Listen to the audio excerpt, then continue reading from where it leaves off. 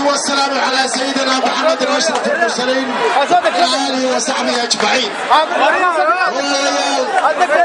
وإلها فرح بدل هالكيس ويمن قبل كبر الجان هالكيسة وإلها الشباب من الشرطة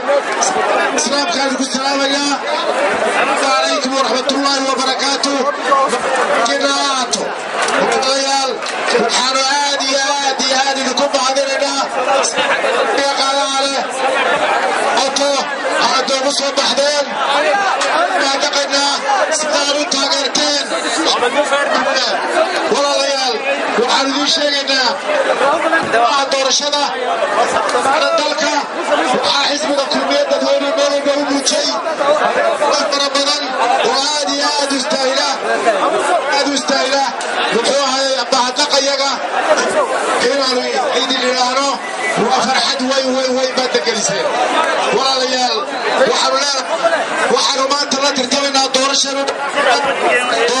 انو دقاقنا وحنو لا ترتوينا وحزبك الكلمية لا ترتويا وان مرشح واهي هدانا مرشح حزبك الكلمية داير ريالك كاين هي حزبك وعيد داير ريالك كاين وحدلك استسداد سنة ودو وحالله وحدلك لقى قبته وقتي رما انت ما جرتو وحالله وحلقوا فانا ما جرتو وقتي وحسي عدو يري إنه ديش بحسدي إنه يسوي باهدي كبحي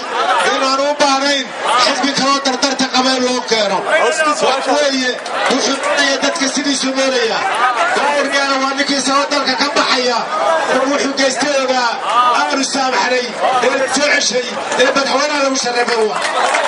تابع الجود في تلك اليوم وحوي كبحي يادو ويلكي ما يدرسبي والله يا الله يا دبر يا شباب وحنو عدينا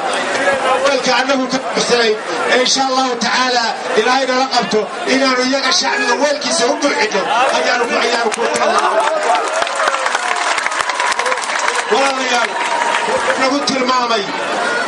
نقول تلمامي ومسؤولين تواوين عن بدحوده يسرتوda la taaban karin ummadan soo algabay dhaqanka wanaagsan ee wada taqaaniin wada ku tilmaamay xaq jir wuxuu gala jeedaa yuqaldaya dadku gelinaya yeelxumo shacbi gelooga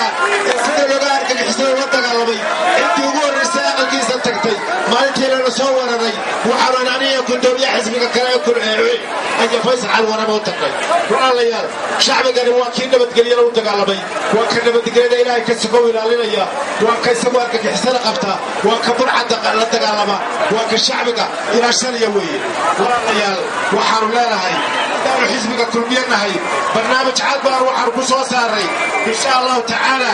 inaan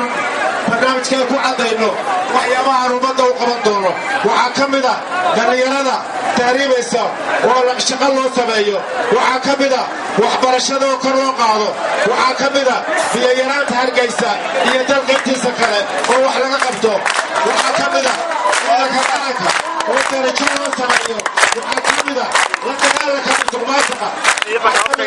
kor u qaadid firaadka kobcinta dhaqaalaha walaalayaal ummaddu waxay u baahantay waxaan idinka ballan qaadaynaa inaan isbedelka insha allahu tacaala inaanu kuwiis keena inaanu noqono waxaan walaalayaal idinka baahannahay waan idinka codsanaynaa inaad taageeradiina na siisaan